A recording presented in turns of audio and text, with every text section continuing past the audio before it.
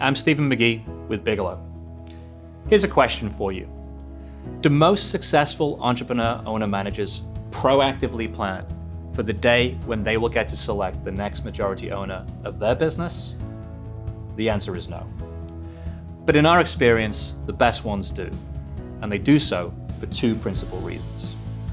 One, because they have a very well-defined next chapter in mind that they are enthusiastically ready to begin. And a capital gain event often provides them the freedom and financial resources to do so.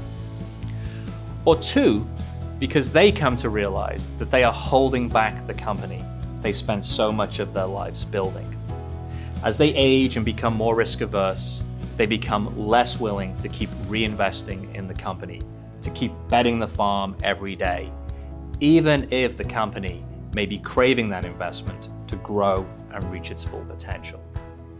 I often hear clients say, if only I were 20 years younger, I'd be adding capacity or expanding overseas or making that acquisition. They realize they are no longer the right owner for the company, given the opportunities that lie ahead. Logically then, a proactive plan to seek out a capital gain event is a no-brainer, right? It's the responsible thing to do for all constituents. So why then do so many entrepreneur owner-managers not do this? Think of it this way. If somebody knocked on the door of your home and expressed interest in buying it, would you invite them in and show them around and then ask them to make an offer? Probably not. But that's essentially what thousands of business owners do every year with their companies.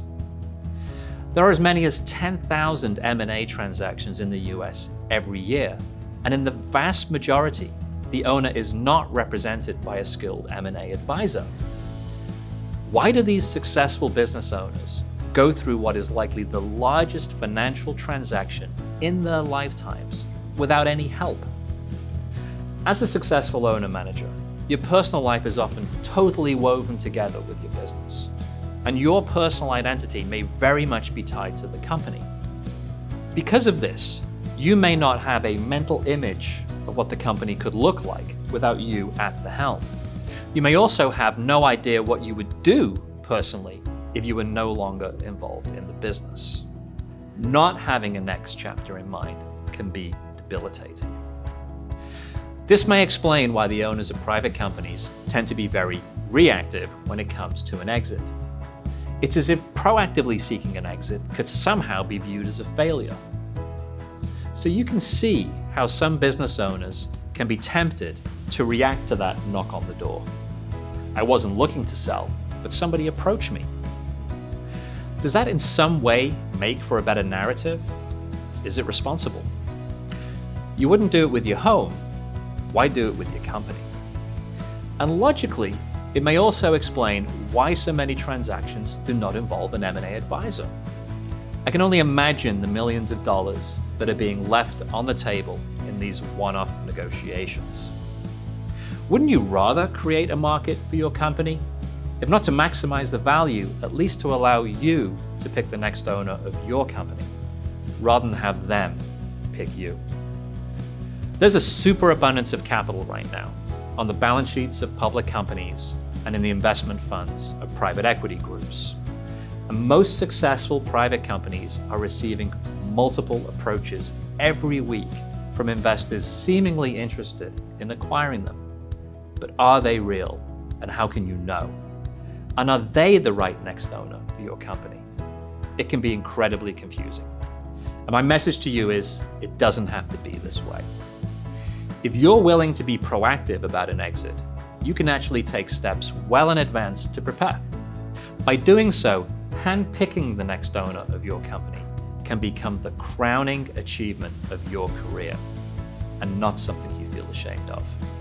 In our experience, the entrepreneur owner-managers who achieve the best outcomes are those that months or even years in advance of seeking an exit prepare themselves and their company for a someday capital gain event.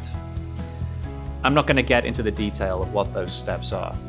We have extensive IP that addresses this topic on our website, www.bigelowllc.com, in the EOM resource library. The one thing I do want you to take away from this video is that you're not alone. It's okay to think about a future capital gain event for your company. It's okay to be proactive and prepare. It doesn't mean you're putting up a sale sign out in front of the company.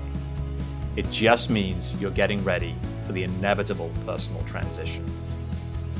Our experience shows us that owner-managers build super successful businesses and care deeply about all their constituents. My question for you is, are you going to take the utmost care to proactively seek out the best next owner of your business at the right time and for the right reasons?